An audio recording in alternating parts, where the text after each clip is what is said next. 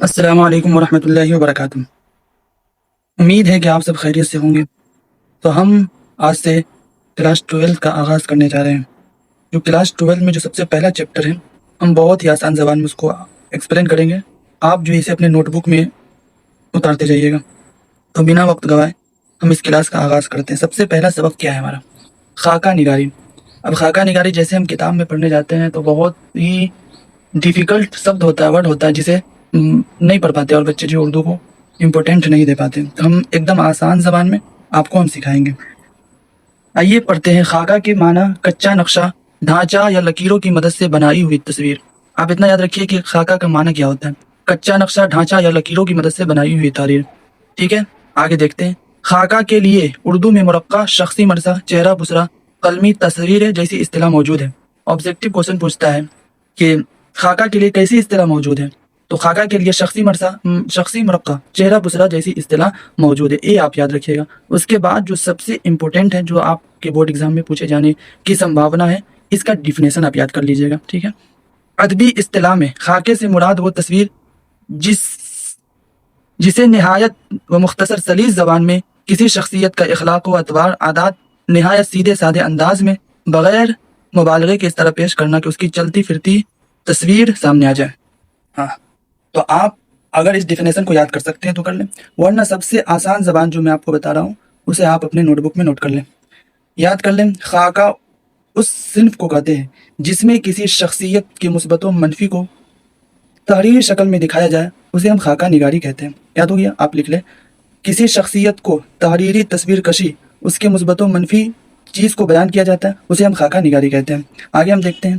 خاکہ نگاری کسی شخصیت کے اہم نکات دلچسپ انداز میں بیان کیے جاتے ہیں۔ خاکہ نگاری میں مثبت منفی، مثبت معنی اچھی بات، منفی معنی بری بات، دونوں کے بارے میں لکھا جاتا ہے۔ اور اس سے بھی ایک دم آسان میں آپ کو یاد کرنا ہے، تو اس طرح آپ یاد کریں، کسی شخصیت کی تحریری تصویر کشی کو خاکہ نگاری کہتے ہیں۔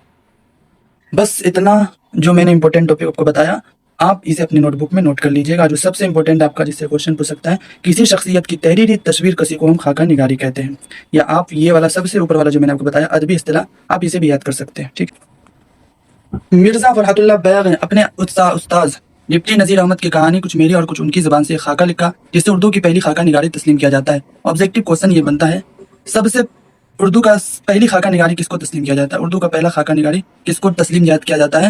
تو ڈپٹی نذیر احمد کی کہانی کچھ میری اور کچھ ان کی زبانی، اسے ہم سب سے پہلا خاکہ نگاری کہتے ہیں۔ اور اگر یہ پوچھے سب سے پہلا خاکہ نگار کون ہے، تو آپ وہ بھی لکھ لیجیے، سب سے پہلا خاکہ نگار مرزا فرحت اللہ بیگ ہے۔ اور سب سے پہلے ناول نگار کون ہے؟ تو سب سے پہلے ناول نگار ڈپٹی نذیر احمد ہے۔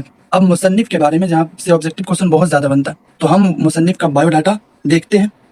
آپ اس نوٹس کو اپنے نوٹ بک میں نوٹ کر لیں گے تو بنا کتاب کے بھی آپ اچھے نمبر لا سکتے ہیں۔ دیکھیے، مصنف کا جیونی، پیدائش تذکرہ نویسیوں کے مطابق۔ نویسی کہتے کسے؟ آپ اس کو دھیان سے سنیے۔ نویسی اس کو کہتے ہیں یعنی لیکھک کو، یعنی کوئی شخص، بڑی شخصیت چلی جاتی ہے، اس کے بارے میں کوئی لیکھک لکھتا ہے تو اسے ہم نویسی کہتے ہیں۔ تو ان کے بارے میں بعد کے آنے والے لوگوں نے جو لکھا اسے نویسی کہتے ہیں۔ وہ 1883 بتاتے ہیں، لیکن خود مرزا فرحت اللہ بیگ اپنے بارے میں بتاتے ہیں کہ ان کی پیدائش 1885 کو ہوئی۔ کہاں پر؟ جگہ کا نام محلہ چوڑی والان، دہلی میں۔